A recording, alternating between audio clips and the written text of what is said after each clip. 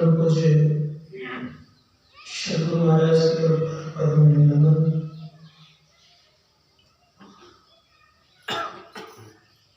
सम्मानीय योगेश्वर प्रमादरणीय साधक वृंद, समवेत समादरणीय सज्जन वृंदावनीय माता तथा भक्ति बुद्धिमान। अभी आप लोगों ने ईश्वर स्वरूप के संबंध में सुन रहे हैं।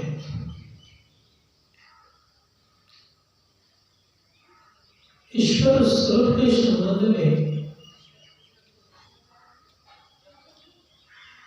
अगर कुछ कहता हूं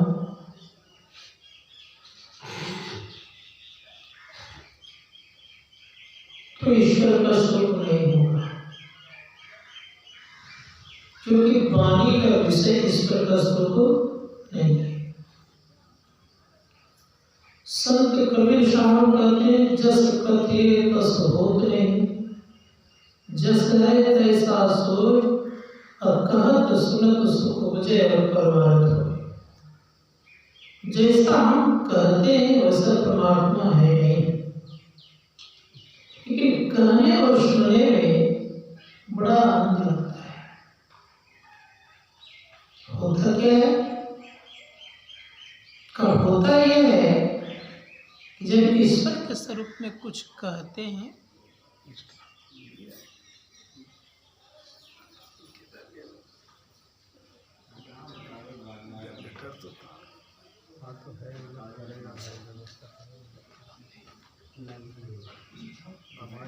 जब हम आप ईश्वर के स्वरूप के संबंध में कुछ कहते हैं, सुनते हैं, समझते हैं,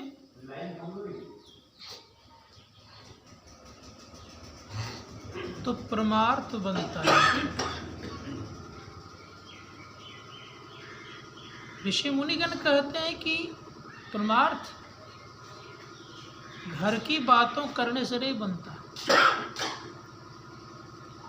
परमार्थ इधर उधर की बातों को सुनाने या सुनने से परमार्थ नहीं बनता। ईश्वर के संबंध में कुछ कहते तो परमार्थ बनता है। यद्यपि वेद कहते हैं, आपका वेद भगवान का कथन है,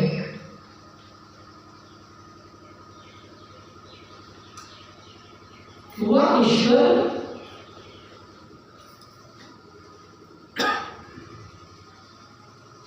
को हम आप किसी इंद्रियों से नहीं जान सकते।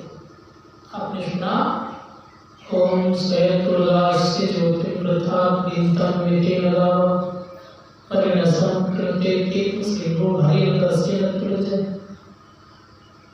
वेद भगवान उपदेश करते हैं, मनुष्यों ईश्वर को प्रत्यक्ष करने की चेष्टा लोग करते हैं, हाथ पैर मुंह नाक कान उदाहरण इत्यादि से, तो कहा वो ईश्वर नहीं, इनसे वो प्रत्यक्ष नहीं हो सकता। कोई इंद्रियों से ईश्वर को प्रत्यक्ष नहीं कर सकते, क्योंकि वो इंद्रियातीत है। गोस्वामी जी महाराज कहते हैं वो सर्वव्यापक है, उनसे तिल मात्र कहीं खाली नहीं है। और वह है कैसे? उनका कहना है वो प्रकृति के पार में है। हमारे परम पूज्य गुरुदेव भी कहते हैं कि वह ईश्वर निर्गुण सगुण के पार में है। अभी लोग बताए प्रार्थना में इस स्तुति में गाया ना कि सब क्षेत्र छल अपरा बराबर और अक्षर पार में, निर्गुण सगुण के पार में, सत असत के पार में। वह परमात्मा सत और असत दोनों के परे है। वो निर्गुण और सगुण के भी परे है। वे दोनों प्रकृति से अर्थात जड़ प्रकृति और चेतन दोनों से परे है। इसीलिए संत महात्मा गण कहते हैं, जब दोनों प्रकृति से परे है तो है कैसा?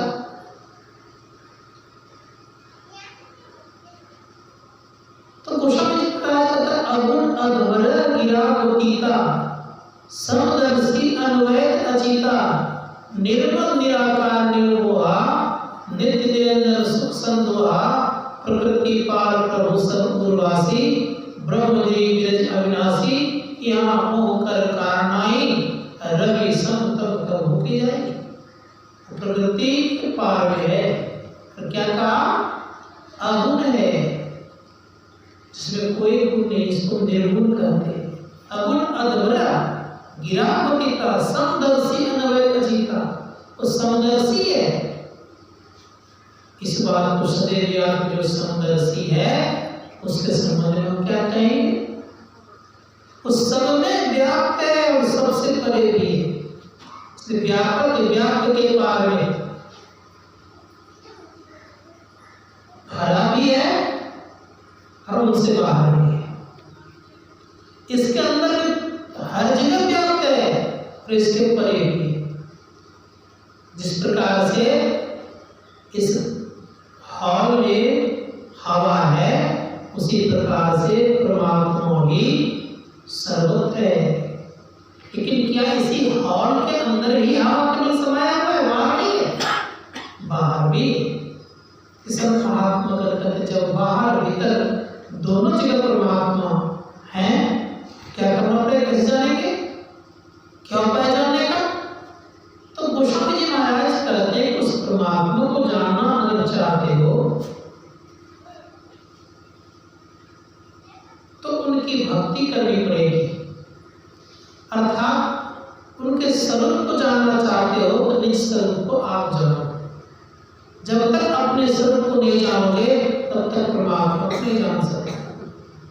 सबसे परम आश्चर्य की बात तो यह है, हम आप सबको जानते हैं, सगा संबंधी को जानते हैं, परिवार के लोगों को जानते हैं, सबको पहचानते हैं, भाई बंधु को पहचानते हैं, जमीन जायदाद को पहचानते हैं, लेकिन सच बोलिए अपने आप को पहचानते हैं। सबसे बड़ा आश्चर्य की बात यही है, सबको पहचानते हैं लेकिन अपने आप को नहीं पहचानते। जिस दिन अपने आप को पहचानिएगा उसी दिन हम आपका दुख मिट जाएगा।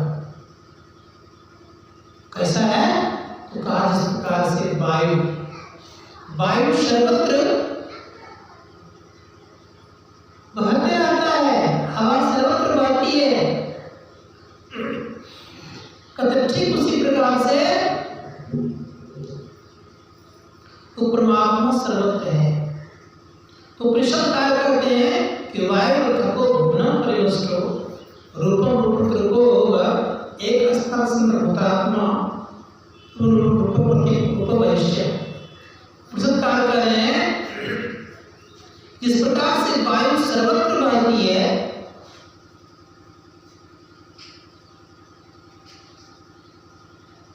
उनसे तीन मात्र कहीं खाली नहीं है, लेकिन वायु भी परमात्मा की बात नहीं है। वायु अपना रूप धारण कर लेते हैं। जैसे आपके घर में मोटरसाइकिल होगा, मोटरसाइकिल के अंदर में भी हवा है। क्या हवा मोटरसाइकिल के चक्के की तरह हो गया? सो बात नहीं। बच्चे सब फुटबॉल खेलते हैं, उस फुटबॉल के भीतर में भी हवा है, तो गोल है फुटबॉल। क्या हवा गोल हो गया? हवा गोल नहीं हो गया। हम आप देखते हैं कि बेलून फुलाते लंबा लंबा, क्या हवा बेलून की तरह हो गया? ऋषि मुनि कहते हवा बेलून की तरह नहीं हो गया, वो बेलून का रूप धारण कर लिया। उसी प्रकार से परमात्मा जिस जिस शरीर में जाता है उसी उसी आकार का बन जाता है, वैसा वो है नहीं। शब्द लोग ऐसे इस अंदर में कि परमात्मा और बाहर में परमात्मा, लेकिन सब जगह होते प्रत्यक्ष क्यों ना होता? क्या कारण है? प्रत्यक्ष इसलिए नहीं होता है कि इस आंख से हवा दिखाई देती नहीं, परमात्मा दिखे हंसी नहीं आती। हवा को देख पा रहे, जबकि हवा सूक्ष्म है और पंच तत्वों में संत महात्मागण कहते हैं कि हवा का भी मुख्य भूमिका है।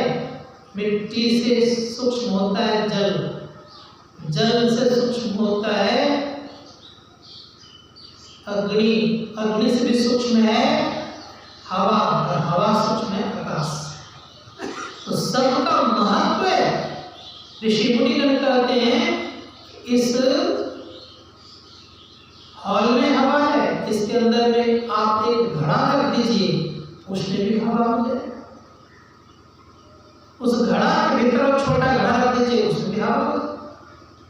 अगर हम लोगों को ये स्थिति आ जाए कि उस जो बाहर का हवा है उसको मिलाना है तो क्या करेंगे? ऋषि मुनिगण करके घड़ा को फोड़ दीजिए, फिर इस छत को हटा दीजिए, बाहर के हवा मिल जाएगी। दूसरी बात, जहां अभी आप हैं इसके अंदर में आकाश है, इसके अंदर के आकाश को मठाकाश कहते हैं। मठ है, छत पड़ा हुआ है तो मठाकाश है। इसमें घड़ा रख दीजिए, आप घटाकाश में, घटाकाश को और मठाकाश से मिलाना है तो घड़ा को फोड़ देना। और मठाकाश को और महादाकाश, बाहर के आकाश को महादाकाश कहते हैं। अगर महादाकाश से मिलाना है मठ के आकाश को, छत को हटा देना। तो संत लोग कहते हैं उसी प्रकार से परमात्मा और जीवात्मा दोनों क्या है तो सो जाती है। इसीलिए हमारे प्रभु गुरुदेव कहते हैं जीवात्मा प्रभु का अंश है। जीवात्मा प्रभु का अंश है, जस अंश नभ को देखिए घट मठ प्रपंचन। क्या है घट मठ प्रपंचन? हाँ, घट और मठ जब ये मिट जाएगा, घटमट प्रपंचन जब मिटे नहीं, अंश कहना चाहिए। ये जब घट और के ऊपर जो पट लगा हुआ है ये जब मिट जाएगा फिर हम अंश नहीं रहेंगे। तो अंश कब तक है? जब घट के ऊपर पट है तब। पट कहते प्रभाव।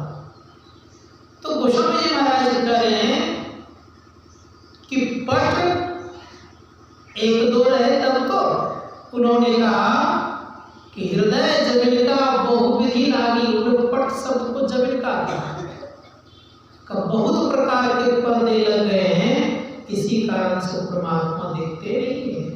लेकिन हमारे गुरुभाई ने कहा कि अगर अंदर में चलोगे तो एक दिन पर्दे से पार हो जाओगे। तो कैसे हटेगा ये? ऋषि मुनियों ने कहा ये हटने का तरीका क्या है? तो कहा कि जिस प्रकार से घड़ा के आकाश को मठाकाश से मिलाना है और मठाकाश के आकाश को महाकाश से मिलाना है, तो घड़ा को फोड़े, छत को फोड़े, तब महाकाश से मिल गया ये आकाश। उसी प्रकार से इस जीवात्मा के ऊपर कई पर्दे कितने?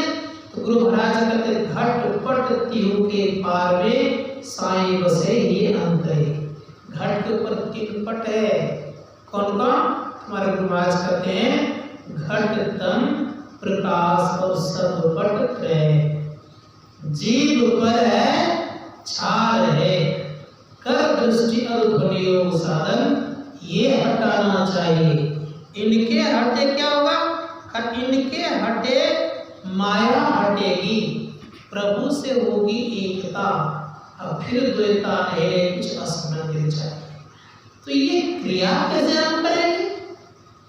संत महात्मा कहते पहला जो आपका प्रथम जो अंधकार है, ये अंधकार कितना गहन है, अंधकार इतना दूर तक है कि कोई इसका पता नहीं लगा सकता।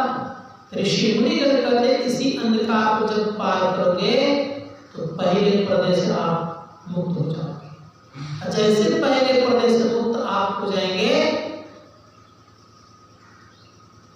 ऋषि मुनियों का कथन है कि आप देव बन जाएंगे, और जब दूसरे पर्दे से प्रकाश को पार कर जाएंगे तो आप ईश्वर बन जाएंगे, और प्रकाश और शब्द को जब पार कर जाएंगे आप परमेश्वर हो जाएंगे। अब आप सोचिए, उस परम पिता परमात्मा को प्राप्त करने पर आप वही होते हैं। इसलिए उन परमात्मा को जानने के लिए हम लोगों को कहाँ जाना पड़ेगा? मंदिर में, मस्जिद में, गिरजाघर में, कहाँ जाना पड़ेगा? ऋषि मुनिगण का तो उन परमात्मा को जानने के लिए अपने अंदर चलना पड़ेगा। इसीलिए परम संत तुलसी साहब ने कहा, क्यों भटकता फिर रहा तो ऐ तलाशे यार में, रास्ता है शहर में दिल भर पे जाने के लिए। उस परमात्मा के पास जाने का रास्ता कहाँ है? शहर में। मिलते क्यों नहीं? अभ्यास नहीं कर रहे हैं, और अभ्यास नहीं होने से परेशानी क्या होती है? हम उधर नहीं जा पाते। इसीलिए कहा कि अंदर की साधना का जब अभ्यास कीजिएगा तो याद रखिएगा कि एक दिन आपके अंदर के कान खुलेंगे। तो अंदर के कान खुलने के लिए तो पहले तो हम आपको शहर में ठहरना पड़ेगा। शहर में ठहरेंगे तो हम आपके अंदर में कुछ न कुछ मिलेगा। शहर कहाँ से प्रारंभ है? तो कहा कि शहर की जो स्थिति है वो हम आपके अंदर में है। दोनों दृष्टि की धारों को जब मिलाएंगे तो सुषमना बनेगा, और वहां से जब आप चलेंगे तो आपको सुख मिलेगा। इसलिए हमारे गुरुदेव कहते हैं कि निज तन में कोई सज्जन बाहर न खोजना, अपने ही घट में हरी है अपने में खोजना। दो नैन नजर जोड़ेगी एक नोक बना के, अंतर में देख सुन सुन अंतर में खोजना। अंदर में चलेंगे तभी हम आप कुछ देख सकते हैं। का तिल द्वार तक के सीधे सूरत को खींचना। संत महात्मा ने तिल द्वार तक के सीधे सूरत को खींचना। और जब सूरत को खींचेंगे तब क्या होगा? ऋषियों ने कहा कि अगर सूरत वहां तक पहुंच जाए, तिल बन जाए, तब कहा तिल प्रमाण लगे कपाटा।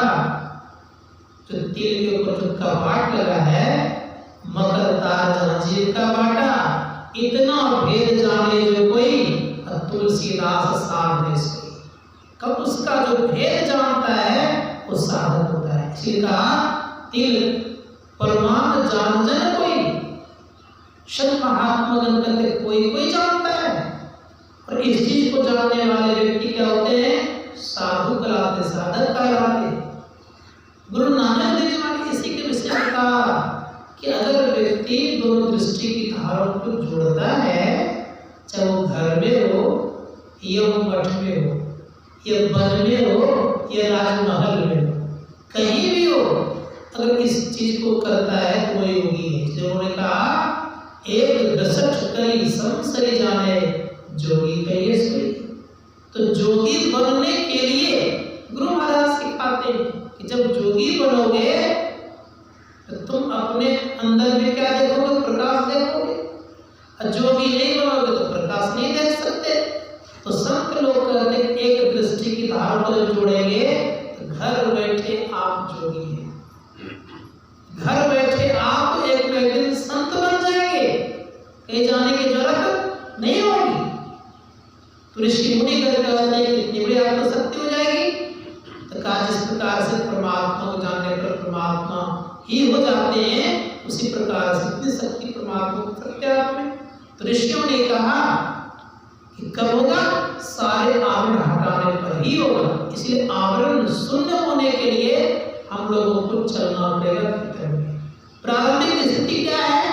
मैंने कल भी कहा था कि प्रारंभिक स्थिति है आपका जप। जब खूब मनोयोग पूर्वक कीजिए, जब करेंगे, जब करते करते करते करते मन पवित्र होता है, और जब से मन पवित्र, फिर चित्त की पवित्रता चित्त की पवित्रता होती है गुरुमूर्ति के ध्यान से। दृष्टि की पवित्रता होती है दृष्टियों का अभ्यास से। और अपने अंदर में जो आत्मा पर जो दूषित विचार पड़ गया है इसकी पवित्रता होती है अनाहार ध्यान करने से। तो संत लोग कहते हैं जब कैसा कीजिए, हमारे कहते हैं अति पावन गुरु मंत्र मन मन जाप जप। ये अति पावन मंत्र है, क्या हर वक्त जपना चाहिए? ऋषि मुनिगण कहते हैं कि हर वक्त जपने का प्रयास करना चाहिए। हर वक्त मतलब कितना? तो गुरुदेव कहते हैं सर्वक्षण गुरु मन जो में ही रहे हो निश्चय निर्माण पद सब है। जो कोई गुरु मंत्र को सर्वत्र जपेगा क्या होगा परिणाम? तो कहा वो असली तप करेगा। संसार में सबसे उत्तम क्वालिटी का कोई तप है तो गुरु मंत्र का जप है। इसलिए खूब बढ़िया से जपिए। तो कहा गुरु महाराज कहते हैं बड़े प्रेम से कि जो व्यक्ति जप करते वो असली तप भी करते हैं। इसलिए कहा गुरु जाप जपन सांचो तप सकल कार्य साधन। जब गुरु मंत्र का आप बढ़िया जाप करेंगे तो सारे कार्य आपके बनेंगे। और जब सारे कार्य आपके बनेंगे तो ऋषि मुनिगण कहते हैं कि आपको बड़ी खुशी भी आएगी। और जब खुशी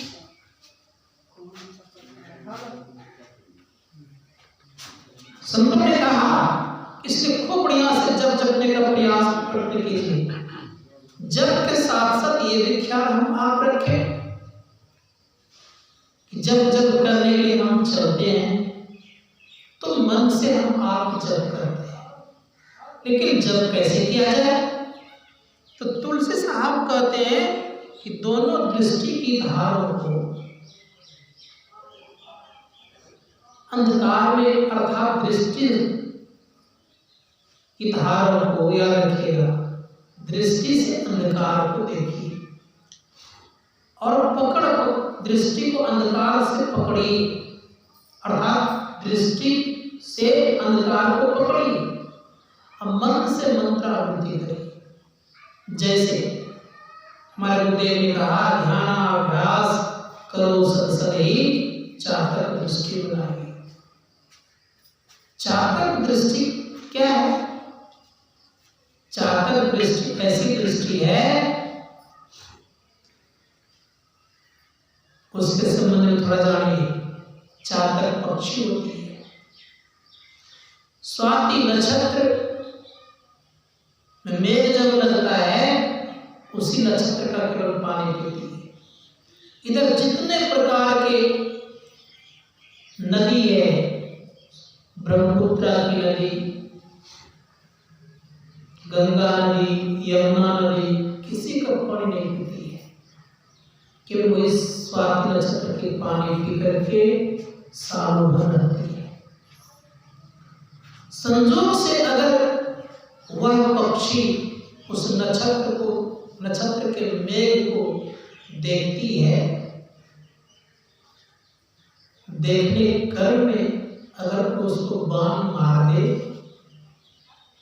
तो उसकी एक टेक याद रखे, वो किसी पानी को नहीं पिएगी। परिणाम क्या होता है? एक व्याघ्र ने बाण मार दिया। पुस्तक का नाम है चातक चित्रण। उस पुस्तक में कहा गया है कि व्याघ्र जब बाण मार दिया तब किधर से गिरेगा, लेकिन इतना जोरों से मुंह बंद कर लेती है वो पक्षी कि मुंह में एक बूंद पानी नहीं, और गिरते गिरते मरते मरते अपने को उलट लेती है। गिरना था मुंह बंद से तो अपने आप उलट लेती है। कहते हैं ऐसा टेक किसी पक्षी में होता है, इतना टेक उनका होता है। उसी प्रकार से हम आपकी जो स्थिति हो तो गुरु महाराज कहते हैं कि एक जगह देख करके अगर पुकार करते रहेंगे, पुकार करते करते क्या होगा?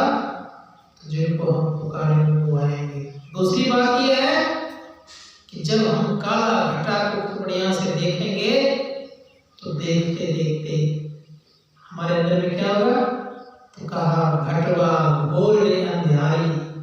श्रुति आंधेरी में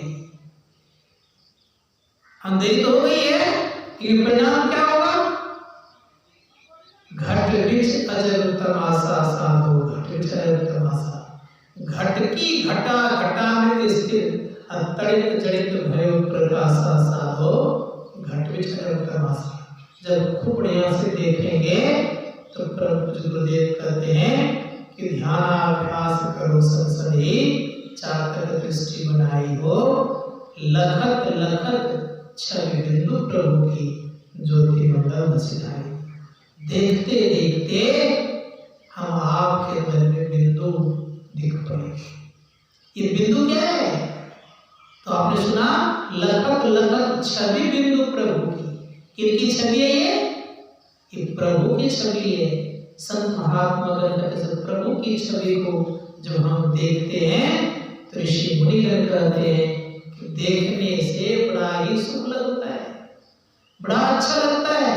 अब बिंदु पर जब हम टिकते हैं तो कहा बिंदु में तहा नाग बोले रेन दिवस महर्षि से प्रभु जी महाराज कहते हैं कि अगर व्यक्ति बिंदु पर ठहरता है तो कहा बिंदु पर ठहरने से उसके अंदर में अनहद नाग होता है।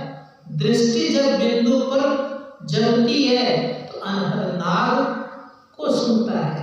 शास्त्रकार कहते हैं इसीलिए दृष्टि से खूब बढ़िया से अपने अंदर में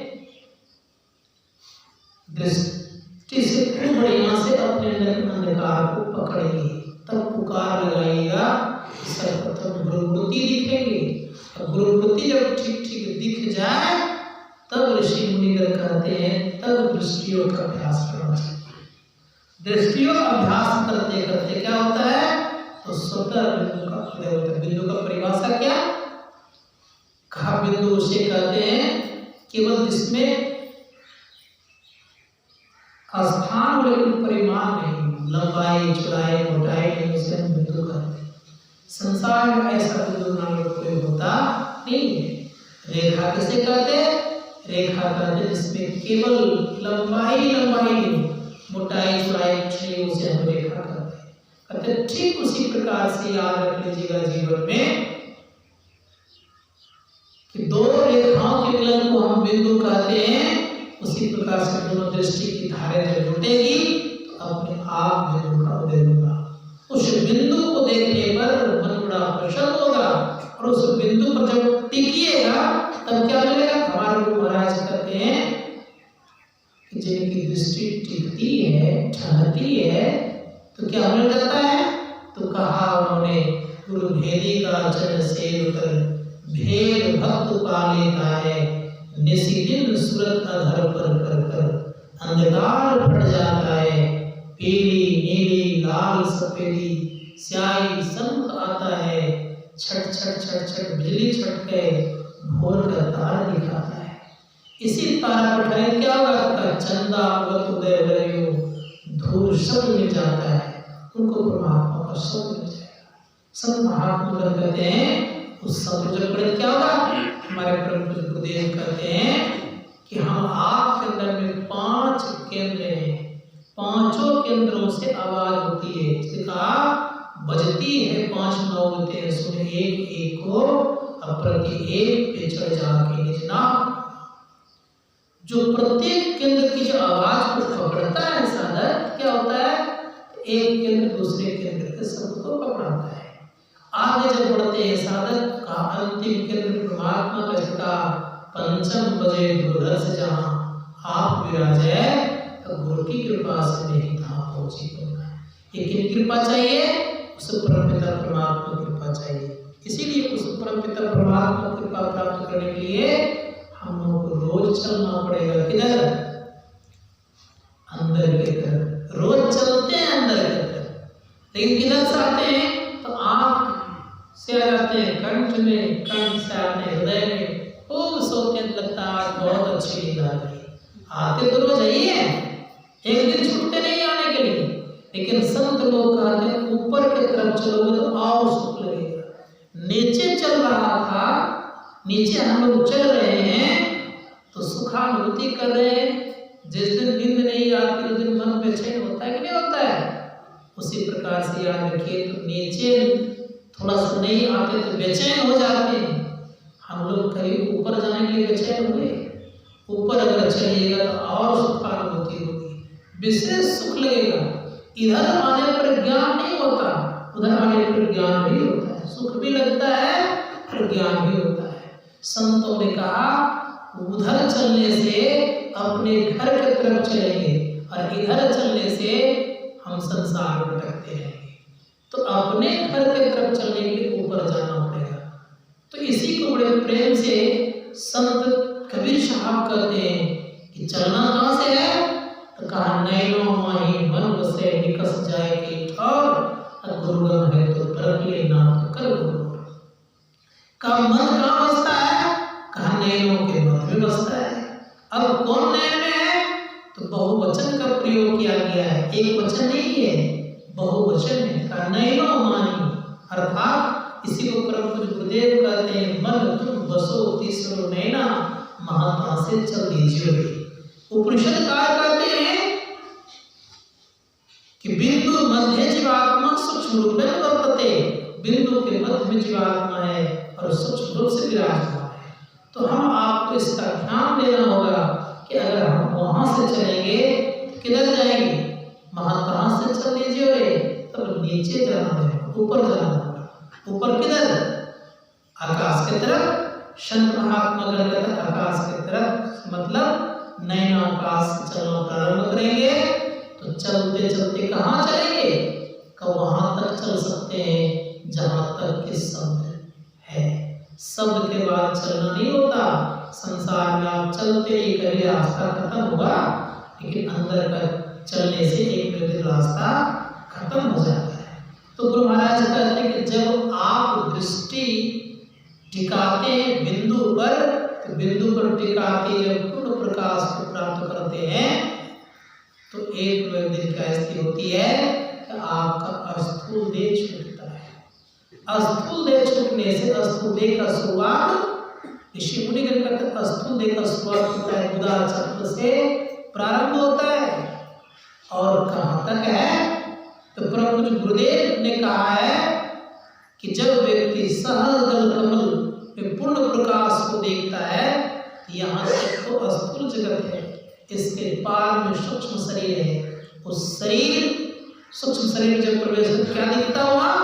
तो गुरुदेव कहते हैं उस क्षेत्र में सूक्ष्म लोक में सूक्ष्म शरीर में हम आप क्या देखेंगे? जिस प्रकार से अभी हम आप किसी देवताओं को नहीं देख पाते, लेकिन उस लोक में अगर अर्थात सूक्ष्म शरीर में हम लोग चले जाएंगे तो देवताओं को भी देखेंगे, आसानी से देख लीजिएगा। ऋषि मुनिगण कहते हैं इसीलिए इसको देखने का प्रयास कीजिए। ऋषि मुनिगण कहते जैसे स्थूल देह छोड़िएगा तो बड़े आप हल्के होते जाइएगा, आनंद लगेगा। क्योंकि किसी व्यक्ति को वर्षों से एक अंधेरे कोठरी में बंद कर दे, उसको कभी प्रकाश का दर्शन नहीं हो, कैसा लगेगा उसको? और एकाएक कोई उस घर में कोई रोशनी कर दे, क्या उसको सुख नहीं लगेगा? लगेगा ना? ठीक उसी प्रकार से याद रख लीजिएगा, ये जीव आज से नहीं जन्म जन्मांतर से अंधेरे कोठरी में पड़ी हुई है जीव। संत महात्मा गण कहते हैं इसी जीव को जब अभ्यास करते हैं आप, तो अभ्यास करने के बाद जब प्रकाश दिखता है तो बड़ा सुख लगता है, चैन लगता है। संत लोग कहते हैं उसी प्रकाश में परमात्मा का शब्द है। शब्द की क्या स्थिति है? जैसे माताएं लोग बरसों से जब से मैके से आई है तब से मैके नहीं गई हो, उम्र भी काफी हो गई हो, तो क्या उनकी इच्छा मैके जाने के लिए होती होगी? अवश्य होती है। अगर नहीं जाने दे यहाँ के लोग तो वहां से कोई आ जाए और माता पिता के विषय को अच्छी अच्छी बात सुनाए तो सुख लगेगा, नहीं लगेगा?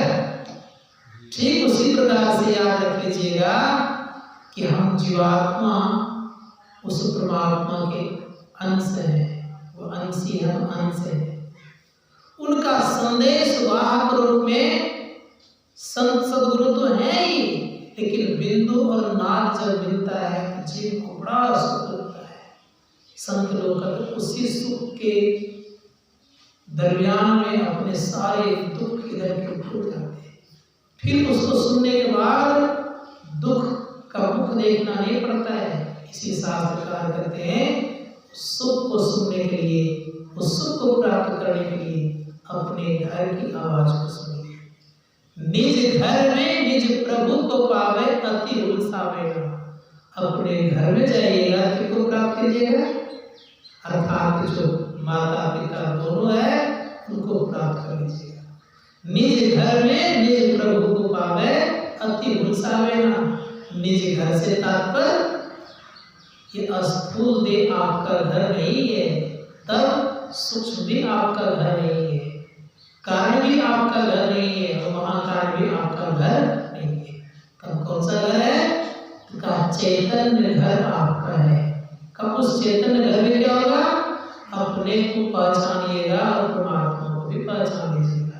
निज घर में निज प्रभु को पावे अति हुलसावेगा, आनंद मिलेगा। लेकिन संत लोगों में पहचान तो जाइएगा, देख तो लीजिएगा, लेकिन द्वैत रहेगा।